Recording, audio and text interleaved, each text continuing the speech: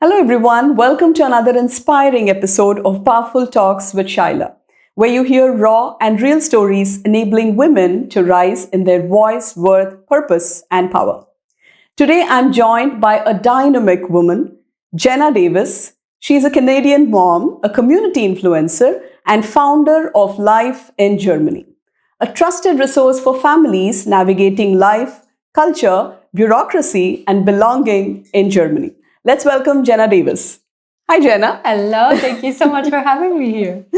Thank you for being here. How are you doing? Good. I'm tired. I'm a mom, but I'm managing. Awesome. So let's begin with your childhood, your journey, how your childhood has been, and your journey so far. Sure. Oh my goodness, where do we start? My childhood. So I was raised in a small town, Oakville, Ontario, in Canada. Mm-hmm.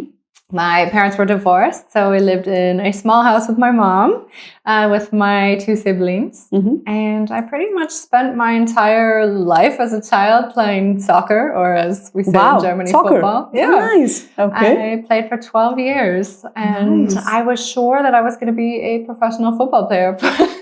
Wow. Growing up, and from that moment forward, I realized I wanted to do something in the sports industry. Mm-hmm. I loved marketing. I found it so much fun in high school. Mm-hmm. And I studied sports management and marketing at university. Okay. So in my third year of university, I was exhausted and partying was just not my forte anymore. And I decided to take some time to travel. So I did a semester abroad, Mm-hmm. and I went to South Africa. Wow. And Nice. it was actually a contest that I had won, a job/contest. So Mm-hmm. I was able to blog from the north and to the south of South Africa. Okay. And just write about my journey with Hostling International. Mm-hmm. And I ended up meeting my now husband. Nice. So Okay. let's fast forward. And today, as I mentioned, I am a mom of two little German babies. One is 3, one is 7. Mm-hmm. And my journey starting out in Germany was quite tough, as it is for many. And it inspired me to move from my marketing career. Okay. And because I had already had the experience as a travel writer, and I had started my own travel blog from being inspired by the contest/job that I won back in South Africa, Nice. I continued that here. Okay. Honestly, truly, because I couldn't find a job in marketing in Germany. I didn't speak German, and marketing just wasn't a thing in English back in 2014. Okay. I lived in Freiburg for the first 6 to 8 months, Mm-hmm. and I couldn't find work speaking English. It just wasn't possible back then. And I thought, okay, well, we'll keep up with the travel writing. Okay. After 6 months, 8 months, we ended up needing to go to Düsseldorf temporarily because this is where my boyfriend at the time, now husband, Mm-hmm. family was living. Mm-hmm. And unfortunately, his papa got pretty sick and he ended up passing away. Oh. So we decided to stay a little longer in Düsseldorf and be there for his family. Mm-hmm. And we had full intentions of moving to England so that he could continue with his career at that time in the EU, not anymore. And I could speak English and work in marketing. Right. Didn't end up happening. Yeah. Somehow we ended up just getting comfortable with life in Düsseldorf. Mm-hmm. And at the beginning for me, it was really that realization that, okay, we have to settle down in Germany now. So the first year was fun and it was exciting and it was, typical tourist life. And once we moved to Düsseldorf, that's when everything really became real. Mm-hmm. And I realized It was a reality check. Big time. And I didn't know the first thing to settling in Germany. Yeah. And you think that a German would be able to help you, but they don't know the first thing to settling in Germany either. So I thought, okay, I have this career behind my belt of being a travel writer. I had been working in the travel industry for quite some time already. And why not just start another blog, And I selfishly started Life in Düsseldorf back then, just as a way for me to reach out to experts and ask them if they would be able to help co-create these blog posts to help English speakers who were first moving to Düsseldorf. Okay. Because I was new myself. Right. And Right. everything that I needed to experience, I would ask an expert, how do you do this? Do you want to write this post? They would agree. They would write the post. We got really... It was a blog, right? Not a Yes. blog. Okay. It was just a blog back then. Just a blog, yeah. And it kicked off pretty much immediately. And that's when I realized, okay, what have I been doing my whole life? Like, this is a niche I should be in. This is a niche that's in demand. Because back then there really wasn't much content online about relocating to Germany as an English speaker. And it really worked. So I continued to share my journey along the way. And then every time I ran into a difficulty, and I still have those today, I would contact somebody to see if they would help and not only share it with myself, but also with the rest of the world. Right. And much needed. Yeah. And you noticed that too, because the expats, they started really like booking out their services. We had one accountant who ended up saying, I can't blog for you anymore because all I have is expats now. It's like my services are fully booked out. And I was like, what?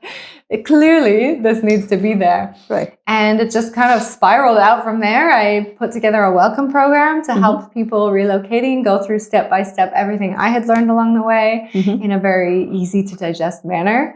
And more people came to me saying, I'm not moving to Düsseldorf, but I'm moving to Stuttgart or München or wherever. Right. Can you help? Wow. So I started looking into details and figuring out, okay, it's not all that different. There's many aspects of life in Germany that are very different, especially regarding with different states culture. as well, right? Yeah. Exactly. Yeah. And the culture can be very, very different. Very different. I mean, don't get me started on Carnival. But generally speaking, with phone plans, electricity, all the basics that you need to get started with, it's very similar. So after some research, I realized we can do this for Germany-wide. And this is where Life in Germany came into play. Long story short, that became a blog. We opened up our YouTube channel to promote this welcome program for all of Germany. Okay. And it somehow pivoted to me talking about my culture shocks that really worked back then. And now we're sitting at 75,000 subscribers there. Wow. 200,000 overall. So TikTok, Instagram. Yeah. Life in Düsseldorf as well. And what I realized is that the welcome program was great, but most people booked our one-on-one consultations. And it's because most people don't really truly care about their struggles. They cared very much about their children's struggles. They wanted to make sure that they could adjust here in Germany and understand culture, make friends. And that's when I realized, okay, this 7-hour course is fantastic, but no parent has the time to sit down and listen to that. Right. But what they do give themselves time for is to lie down with their children at night and read a book. Okay. And so we created this multilingual book series that's in every book. It's in English and German, it's in French and German, Spanish and German. And now we're looking at translating a few more as well for not just English-speaking expats and internationals, but many more. And that's where we're sitting today. This is my baby. Wow, that's wonderful. Thank you. Lovely. You know, I remember when I came here to Germany back in 2007, it took me a while to, understand the way of life here, right? You have to try, you have to do, you have to fail, falter, and then try again. Right? Every time. It might be successful or not, right? There was no one around to, help you with things and all that, right? So it took a long time for me to feel that sense of belonging. And so how did you feel that sense of belonging, right? It's not easy as an expat coming in from a different country, different culture, different way of life, different mindsets, right? So how did you feel that sense of belonging here when you came? It's so tough because it really is different for everyone. And I think despite the fact that I'm a very extroverted person, I get very nervous when it comes to new situations and meeting new people, especially in a different language. So naturally, I got stuck in this expat bubble when I first began, and I wanted to only speak English because I didn't trust myself speaking German. And you don't get a sense of belonging by doing that, right? And so it's really not until you expose yourself to this German culture and to the people in Germany where you feel at home. My biggest mistake, unfortunately, was meeting so many expats who were then going to leave because they were indeed expats and not immigrants. Right. And so I lost a lot of friends. And I was so disappointed by it and realized, okay, I need to start getting into this German society and understanding it better. And it wasn't until I had children when you're actually forced into the situation, into the Kita system, into the school system, and you have to interact with these parents and you have to speak German. Like I was at our Elternabend, this parent evening last night for 2 hours, realizing, wow, I've made it pretty far being able to sit here and not only listen, but understand and communicate.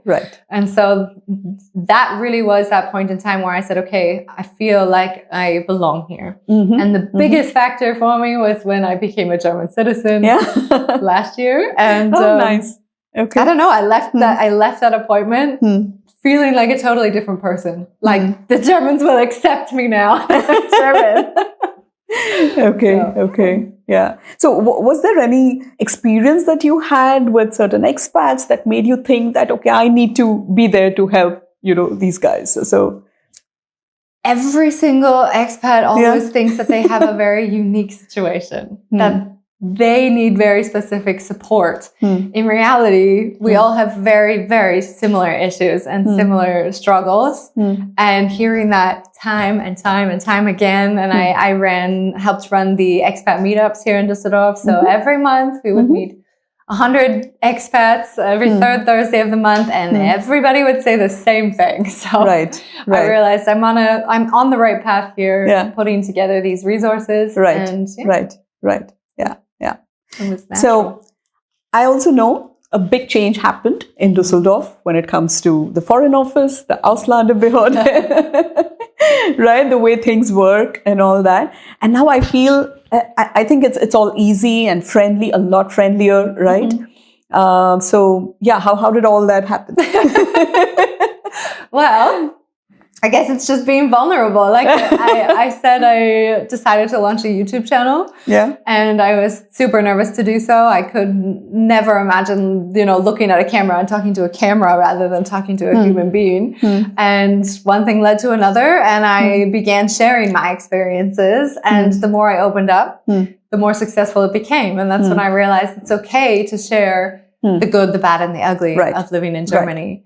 And so one of my earlier on videos was about my experience at the immigration department. And it was mostly because I initially started filming to show the experience. I was about to get my permanent residency, and I was so excited, and I wanted to take my viewers with me. And then typical Ausländerbehörde, you get there, they turn you down for some ridiculous reasons that aren't really that valid, because I did have all my documents. I had done everything correctly. Every caseworker is different, and if they're picky, then they will find something. When was this? Which year? I believe this was, I think we said 2022. So maybe 22, 23. And then it didn't go the way I had planned. And I was filming, and then I was crying, and I think it was raw and natural. And I went back and forth considering, like, do I post this? Do I not? Like, this is embarrassing. But the response that we got was incredible. And so many stories of other people who went through something similar. And unfortunately, it's not uncommon to feel like that they're being a bit prejudiced, against you. And I can only imagine what it's like for people who don't speak any German. There I was trying my hardest to speak a language that I learned just a couple of short years before. And it wasn't easy. So I published that on YouTube. And I didn't expect it, but immediately the immigration office saw it, found it, invited me back to do an interview to ask to allow them to explain their side of the story. And I allowed it, and I shared it with everybody. And then Were you nervous when they just called you? I was terrified, because not only was I terrified why they had called me, but when they invited me there, the interview, even though my channel is in English, needed to be in German. Because they refused to speak the English language at the immigration department. Of course, this is something that drove me nuts as an immigrant here, because I was still wasn't perfect in the language, and these official documents and stuff, even Germans don't understand them half the time. So I found it a shame that I couldn't mix my Denglish, my Dutch and English. But it was what it was, and eventually later on, when the time came to get my dual citizenship, I contacted them and said, hey, this is a really, really tough topic, and there's applications like no tomorrow coming through. It would be best if we clarified this with everybody. And they said, absolutely. They invited me back into the office. So we had a better connection at that point in time. Nice. Okay. And I was able to really talk openly with them as a foreigner and tell them my experience. And it was really relieving. And it's nice to know that it actually has made some big leaps and bounds, at least here in Düsseldorf, for other internationals. Lovely, lovely. So it all started organically, but now it's more intentional, right? Yeah. Whatever videos that you're making. Yeah. Amazing, amazing. Really nice. Thank you. So as a woman, we know, I mean, we're all like perennial jugglers, juggling between so many things. Yeah, absolutely. Right? So as a mom, as an influencer, how do you do it all? Honestly, you really need to have a strict schedule. Otherwise, you can burn out very quickly. And sometimes I ask myself the same question, like, how am I able to run so many projects at the same time and still manage? But the way that I function really at home, because I work from my home office, is that I learn when it's time to turn off and when I need to turn on. So as soon as I've dropped them off at Kita and at school, I'm working. And I work for usually only about 5 hours straight, and then it's time to pick them up again. But I'm very, very intentional on the hours that I work and how I do it and when I do it. And the good thing is that with content creation, a lot of it also happens spontaneously when we're out and about. It's very much related to family life. And so although I don't film my kids' faces in every video, they're in there in some way, shape, or form. So it makes the content creation at least much easier. Okay. Oh, that's nice. Yes. Good. So would you like to mention some experience that you've had with an expat, where you helped them and it was like they were really in a terrible situation and you helped them? I'm trying to think of one particular situation, but the first thing that comes to mind right now is that most of the clients that come to me, especially in our one-on-ones right now, are Americans. Wanting to leave the world of Trump behind. And so we've been really working closely with them in many situations. And the sad part is that many of them are either going through gender transitions or are just in some way, shape, or form in the LGBTQ community. And they've struggled in America. So it's been really interesting because it also allows me to learn a lot more about Germany. There's certain aspects of life in Germany that I haven't experienced myself. So it gives me the opportunity to dive into new areas and find new connections for them. And so just in the last year or so, it's been really amazing to hear their stories, and some of them are so sweet. We had one couple who sent us this massive box of American treats that I had mentioned on YouTube that I missed, and they were like, "You changed our lives." And nice. It's just such a wonderful feeling to know that they feel safe in Germany and that they were able to much quicker because of my support. Okay. And how often do you travel to Canada? Used to be twice a year. Now it's once every other year. It's a family of 4 and flight prices going insane. It's just not realistic as much anymore. But the good thing is I'm able to convince my mom to come and visit us in Germany. So she's here now visiting. Wonderful. And who's your inspiration? Oh, that's a good question. I was actually talking to my mom about this morning. And I've never been one to follow, like I don't consume a lot. So I don't follow any YouTubers or any Instagrammers that inspired me to build or do anything. I had one person in my life that really inspired me to take the path I originally started in, which was my soccer coach. And we had Take a Kid to Work Day back in high school.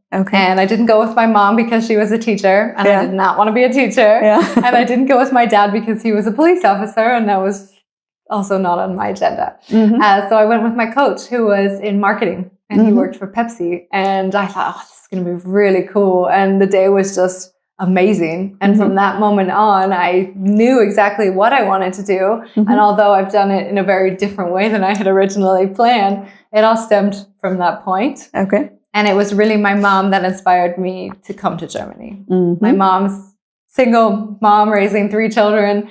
And she always promised that she would never give up her life for a man. You know, like I can do everything myself, Miss Independent. And she really pushed that on me as a child, that you don't need a man, you don't need a man. And then when I had met my boyfriend at the time, and we were together long distance for 2 years. And at some point I realized we can't make this happen. Long distance, like what's the plan here? Yeah. And so we broke up for a couple of weeks, and it was my mom who said, I know I've trained you to be Miss Independent, but I can see how heartbroken you are right now, and you need to go back to Germany. And that was my inspiration. Okay, well, if my mom thinks I should do it, then, and the Miss Independent, then then you I'm going to try it. Nice. Lovely. Very nice. Now, nowadays there are so many content creators, right? And you as a content creator yourself, what are some of those challenges that you faced or you're facing right now? And any tips or tools for the content creators out there? So the biggest challenge that we have day to day as content creators, and I've spoken with many before, is that there are always going to be people out there that skyrocket your content. So they take all the content you've built over the last years and they build something better out of it, because now there's better tools. There's AI, you have all these opportunities. Right. It's just the way the game works, right? And then same with YouTube especially, is that it gets old. Like people don't want to watch the same people over and over and over again. So you'll have, and there are many, many content creators who have decided that this niche, this family niche for internationals and multiculturals in Germany is their niche too. And they come in fresh starts. It's very exciting to see somebody new.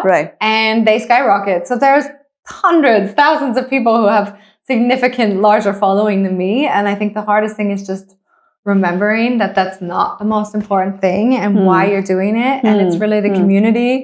When I meet them in person and they tell me these stories of how I've been able to help change their lives, where I realize you shouldn't get so caught up in this rat race of being the most successful one. It's not going to happen. Right. And there's a reason that you're doing this, and it's not for that. Right. So for me, when I really get down and demotivated because everybody else is out there and competing with me, I pivot. And I love pivoting because I always say, from the people who come and take all your content, it inspires me to do something different. And at that point in time, we had there was one situation that really, really impacted me. And I thought, well, why am I doing this? They have all my content. And I realized, okay, well, you know what? Family space is something that I'm passionate about, that I can niche down into. And nowadays, you really have to pick a very specific niche. Like something that's crazy as you want to vlog about parrots. Well, then you have to vlog about a particular type of parrot. Like, you know what I mean? Like it's niche down as hard as you can. True. And you need to have your USP. Yeah, exactly. And sometimes it's going to change too. And so my life in Germany is constantly changing, which means yes, I'm in the family space right now. Yes, I'm putting together this kids book series, but in 10 years from now, when my kids are older, it's going to be different, you know? And that's what I'm the most excited about, is having that possibility to grow with your brand. Okay. So some of the tips and tools for the content creators? Absolutely make use of pivoting.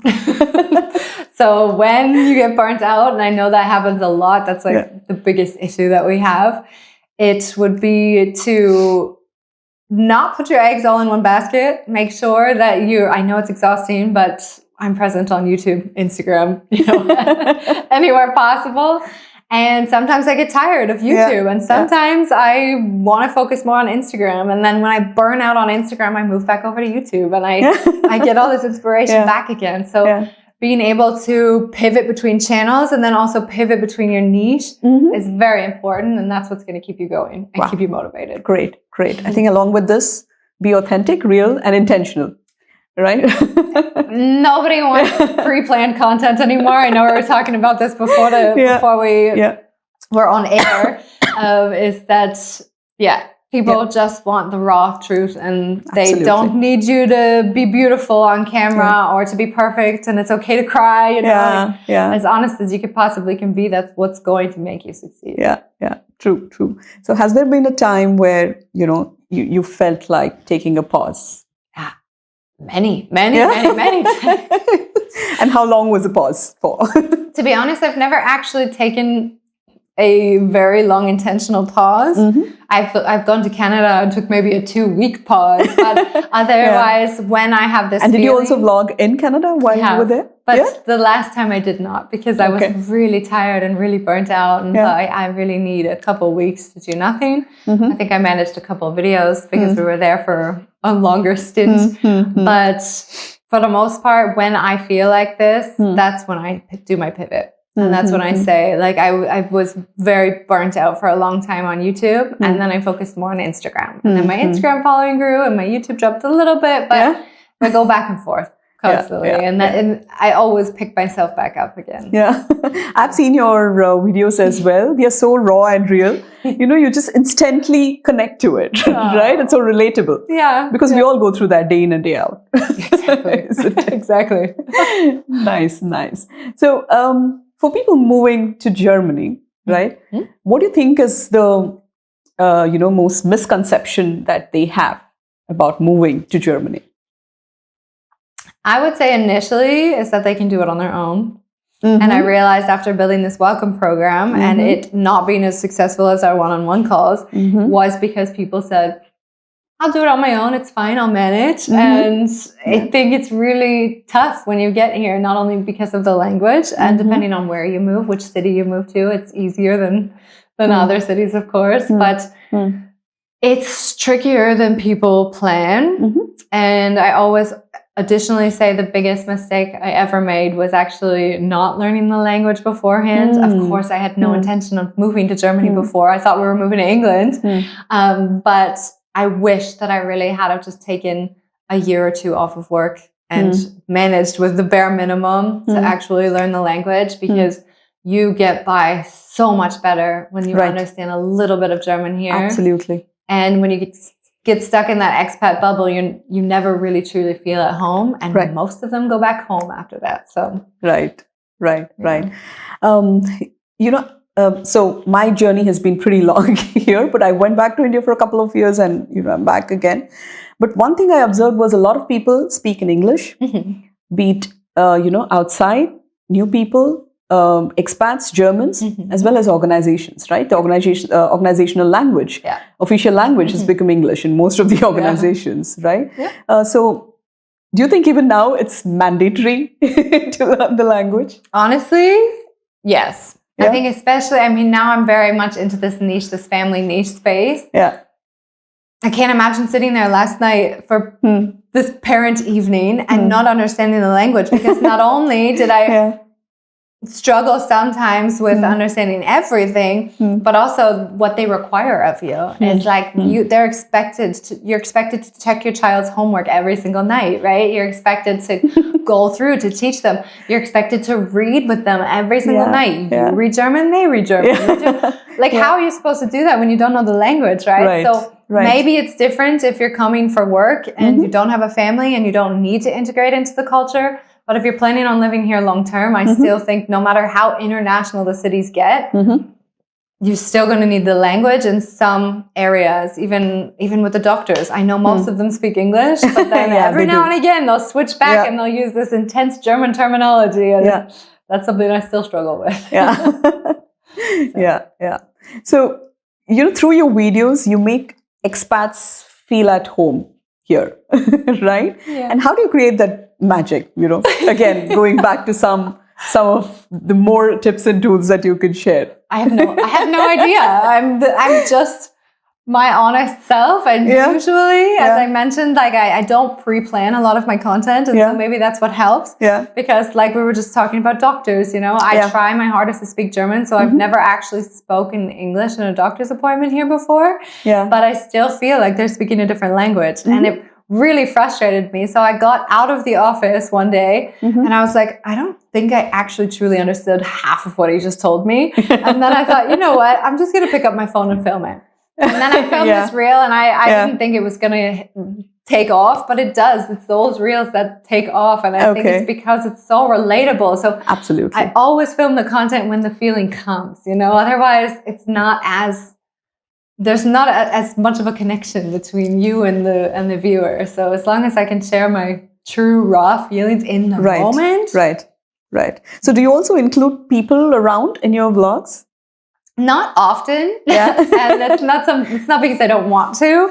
It's simply because I find that I would love to include a lot of the Germans in my videos. And in this culture, it's just not very open and accepted to be on camera. So sometimes even when I'm filming myself, you might notice that there was someone behind you and they're like, delete that video. And you're like, no, I'll just blur out your face. But you have to lean on the side of caution. And it really is defeating. Like, I'm not one to push and pry. So as soon as I was turned down a few times, I was like, throwing in the towel. I'm doing this myself. But I would love to open it up to more interviews. It would be really fun. But I think that's going to be really fun, right? Including more people, more Germans. Why not? I just have to build the confidence up again. Yes. Yes, lovely. So there's so much more to converse. But with this, we are moving to our next segment, which is going to be a rapid fire round. So are you all set? I'm ready. You're ready? I'm ready. Okay, let's bring it on. Okay.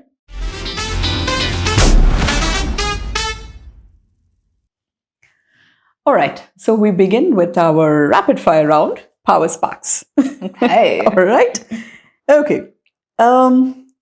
Germany in one word. Bureaucratic. Okay. One word. Okay. Expat life feels like a bubble. A bubble? Okay. Yeah. Want to elaborate on that a bit? Sure. I think it's the hardest thing that keeps you away from actually feeling at home. And it's amazing, and it's a safe bubble. But if you don't burst that bubble, you might end up going home because everybody else in that bubble has probably also made their way to a different country at some point in time. So this integration factor is so important. Wow. I love it, especially when you're getting started. Yeah. But at some point, if you really want to live here, it starts happening. You know, you need to integrate at some point. Right. Very well articulated. Okay. Best part of this whole journey? My kids, my children, they're my inspiration. Yeah. And being able to make these changes and being able to be freelance here has always been a struggle. But having them inspire me and motivate me every day keeps me going. Best part of life in Germany? First word that comes to my head is the nature. Yeah. And yes, I come from Canada, but the nature in Germany is next level. Okay, wonderful. The hardest part of life in Germany? First thing, yes, bureaucracy. Yeah. But once you can get past that, it's sometimes the people. I always compare them to onions or artichokes. That might be a nicer terminology. Okay. Because the layers? You have to peel the layers back to get to their core, to get to the loving, kind German that is with you forever and by your side. And when you make a friend here, it's a friend for life. And many people have said that before, but it's so very true. So when you generally meet people on the street, sometimes the interactions can be a bit cold and a bit rude. So it's, for me, still the toughest part of living in Germany. Okay. The mindset that helped you persist? Being open to change. It's not easy. I think change is one of the hardest things in life to do. And people say they're so jealous that I managed to get up and move to another country. But you can't be jealous, you know. It's the hardest damn thing I've ever had to do, right? And then every single aspect and every single moment in my life in Germany, I've had to change again and again and again and again. And it's good. Really, it's going. Okay. Yeah. So, what does power mean to you? What does power mean to me? I feel like it's more about how you feel in your own body. And it's not about the external world and what people think of you. And this is something that I've learned very recently, actually. And I openly communicate that I have a therapist who I talk about this actual topic every couple weeks, because it's sometimes a struggle in Germany to continue to keep that confidence. And I struggle a lot with the people sometimes, and especially in the career that I've chosen, you don't get a lot of respect for it. And so that's something that's always... Why do you say that? I mean... Traditionally speaking, in Germany, the first question that comes up is, what do you do? And the next question that comes up is, how do you earn money with that? And then I'm always justifying myself and always explaining myself. And in the expat community, it's, oh my God, this is amazing. Congratulations, right? It's a very different mindset of the career that I chose to take. And that really took a toll on me in the last couple years. And what I've learned through therapy is that power to me is being able to seek confidence within yourself and not expect it from anybody else, and understand that who you are and what you're doing is valuable and it's powerful. And being able to harness this power is what keeps me going. You know, they say self-confidence is, of course, about how you feel about yourself.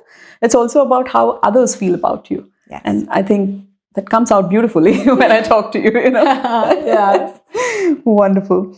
Advice you wish you heard before moving here?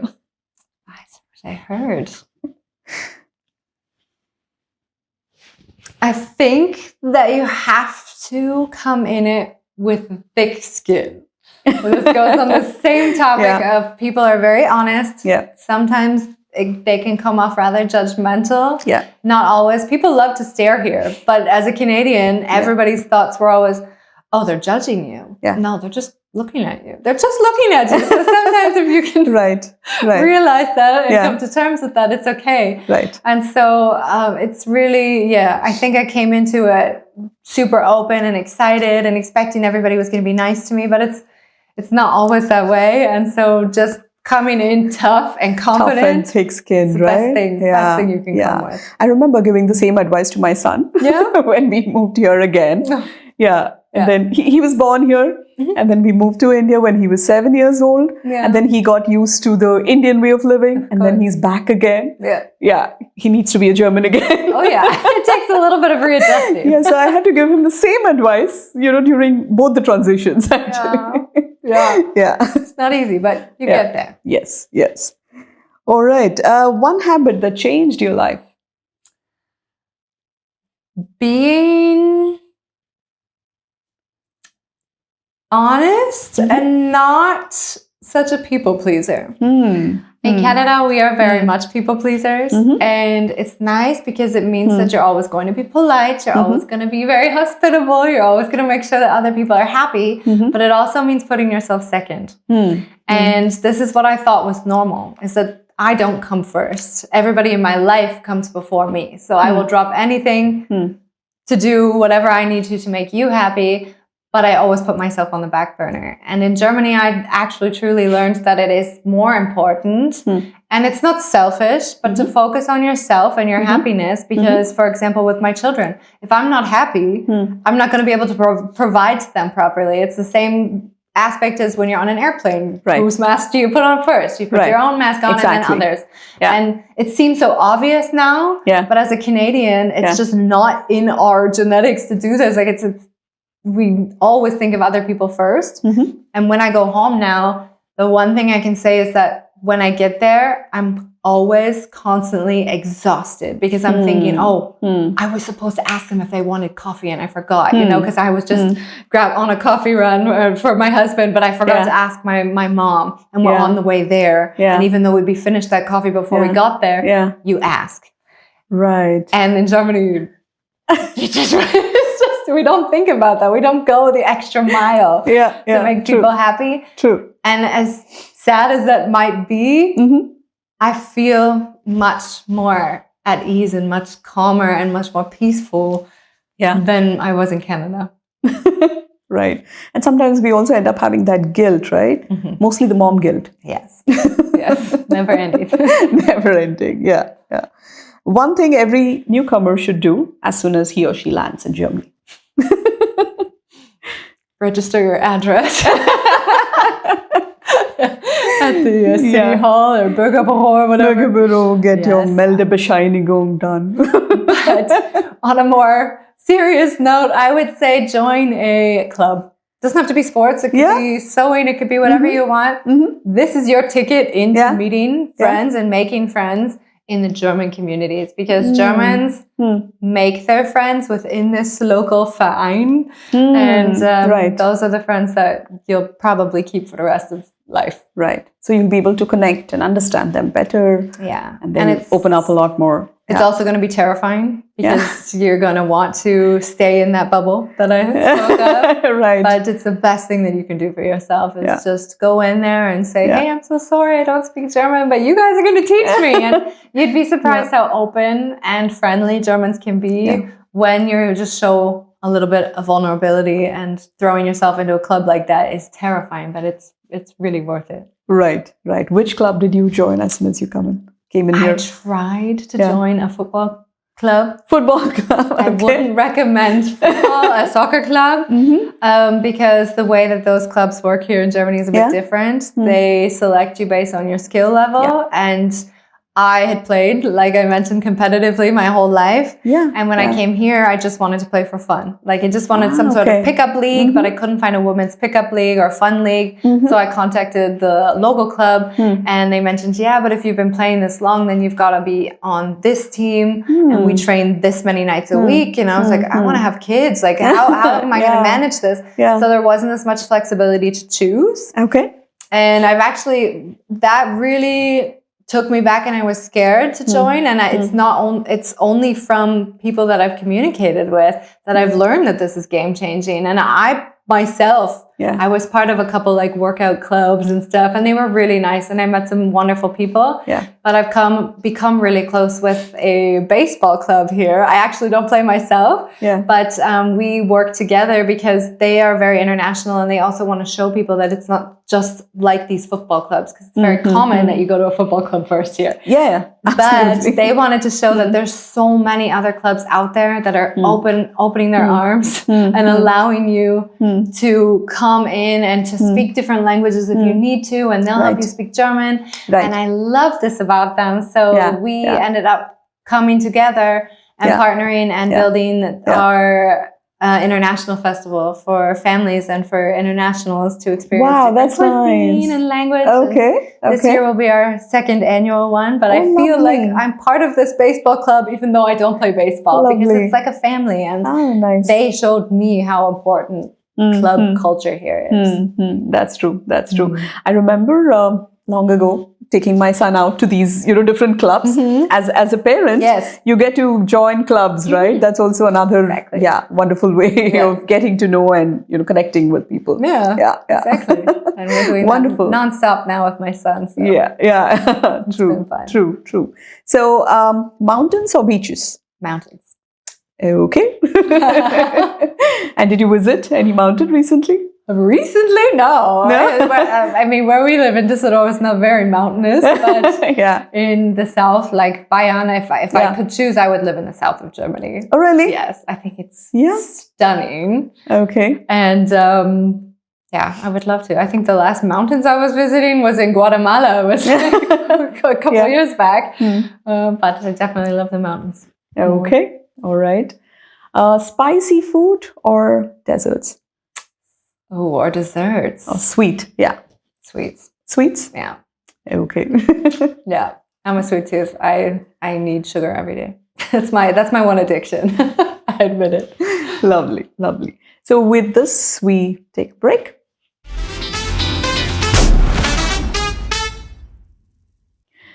All right. So we are moving to our next signature segment called the Powerful Let Loose, where you're going to let go of your doubts, your inhibitions, your fear, and then bring out your imaginative, your creative side. Yeah? Sounds good. All right. So, what are you going to do for us today? I'm going to read a children's book for you. Wow. That I have written myself. Yeah. Lovely. I know you're also working on the kids series, right? Yes. Awesome. Exactly. All right. Let's begin. Okay. Sounds good. So the first book is the first book of a series of 17 books. 17 books? Yes. Wow. And it takes us through essentially the entire journey of two children who have just moved to Germany over the course of a year.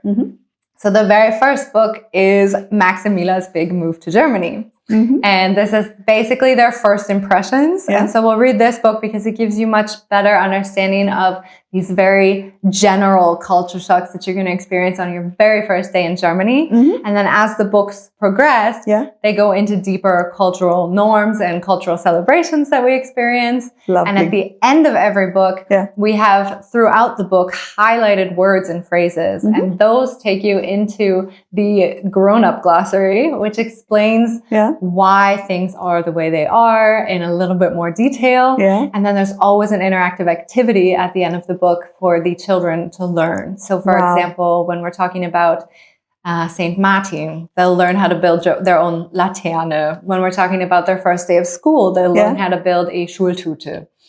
So different interactive cooking, baking, creative activities and workshops.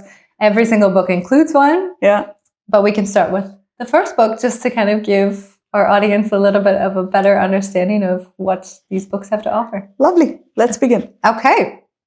So, Max and Mila's big move to Germany. Today was Max and Mila's big move to Germany. They were excited, but also a little nervous. Their mom had a new job in Germany, which meant the whole family was moving to a new home. They were excited to make new friends, to learn how to speak German, and have new adventures. I have butterflies in my stomach, said Max, and his mom gave him a hug. His sister Mila was excited. She ran down to the front door, put on her favorite red shoes, and jumped up and down with a big smile. Mila was ready for her big adventure. The plane ride was long, but Max and Mila each had a special backpack filled with games, snacks, and art supplies. They bought markers, popsicle sticks, colored paper, and glue. When the airplane landed, they headed to the train station inside the airport. They would take a train to their new city. The train was late, but when they got on, it went super fast. Wow, this train is so speedy, said Mila. Max looked out the window and watched as the trees and buildings zoomed by.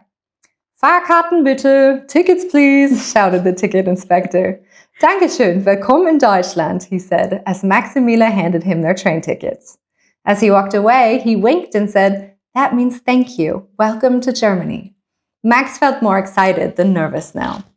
Their new home wasn't ready yet, so they spent the first weekend in a hotel. In the hotel room, they found things that were very different from what they were used to. Look at these pillows, Mila threw them up in the air. They were huge, much bigger than the ones she had had at home. Max looked at the separate sheets on the bed. Where is our big blanket from back home, he wondered. When they went to the bathroom to wash up before dinner, Max saw 2 big buttons on the toilet. What is this for? He asked. Mom said, one button uses less water, the other button uses more. There were many new things to explore.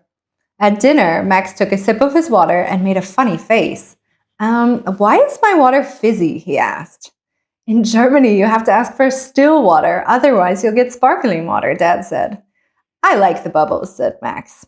Moving was difficult, but Max liked learning all about new things. The next morning at breakfast, Max and Mila tried some new foods.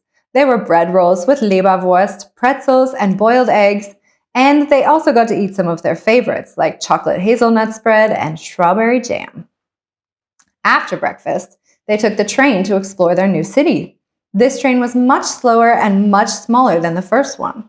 This is an S-Bahn, Mom said. It's a local train. There are also buses, subways, and trams here.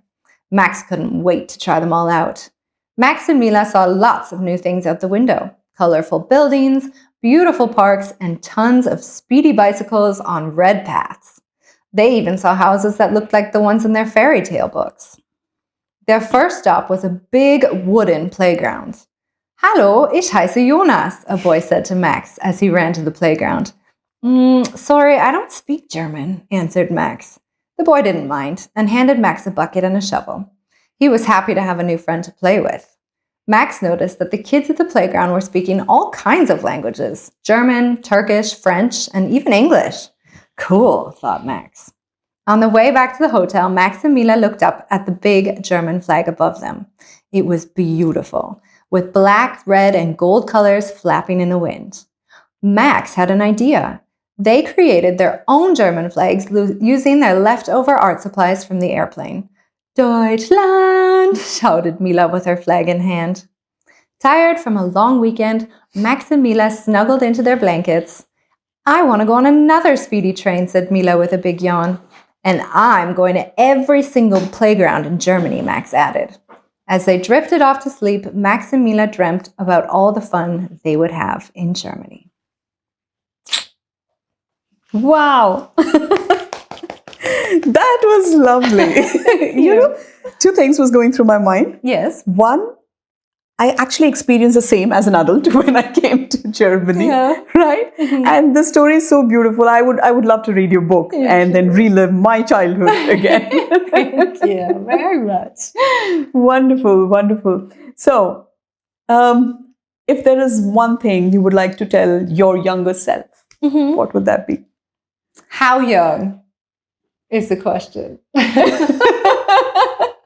Yeah.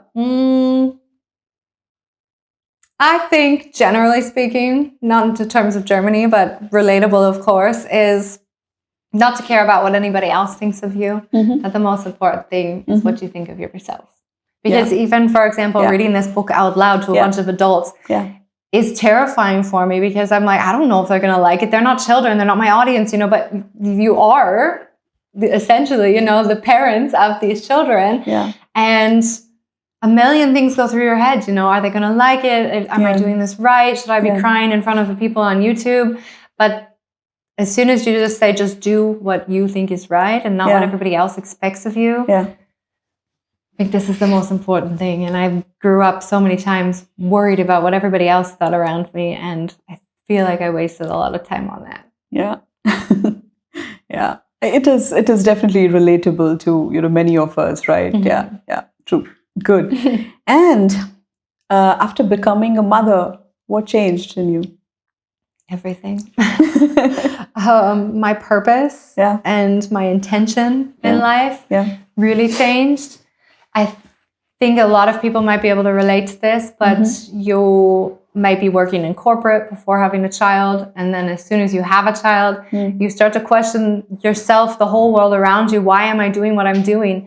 Is what I'm doing going to make my children proud of me, right? And these questions still go through my head today. Like, am I doing it in the right way that would make my children proud, and that I am proud to say that I'm their mom? And so everything I do now has so much intention. Of course, the book series as well is because I realized that even my children who are born in Germany and raised in Germany have so many questions regarding culture. And sometimes like they'll eat something and say, Mom, this is weird because it's not German. Why do you make that? And I said, well, we're Canadian too. And so being able to explain all of these things, you know, it's you know, amazing. What changed in you as a person? I am tougher. I grew my thick skin. Like it's not completely where I would like it to be. But I think that also comes with age, maybe, where you just true. I'm tougher, and I'm still just as kind as I was back as a child, but I don't let people take advantage of me. Yeah, that's true. I think as we age, we kind of understand what we like, what we don't like, what is okay, what is not okay, right? So, and we just get on with it. Yeah, wonderful. All right. So, what's next for life in Germany as a community that you have, right? What's next? I am very excited about this project. I mean, it's still quite new. So our second book should be launched soon, and then comes a third, and so on and so forth. Okay. And one is a kids series that you mentioned, and the other one? We have, I'm working on 2 different books. Like, so we've got the Life in Germany for Kids book series. Right. And then I was also signed with a publishing agency to put together a book in German, inspiring families to do other amazing and cool, fun activities in Düsseldorf. So that's also been a really fun project of mine. And of course, my baby is Life in Germany for Kids. And moving forward, I'm really excited. I want to host more intercultural events for kids. Nice. We're going to be showcasing our books at many different festivals and fairs coming up, and doing interactive games similar to in the books. Yeah. So I have a big Mülltrennung game where you learn how to sort garbage like a German. Wow. And they get their Mülltrennung license if they figure it out. You know, so lots of interactive games. That's going to be an interesting one. Yeah. And then my biggest... We adults should play that as well. Yeah,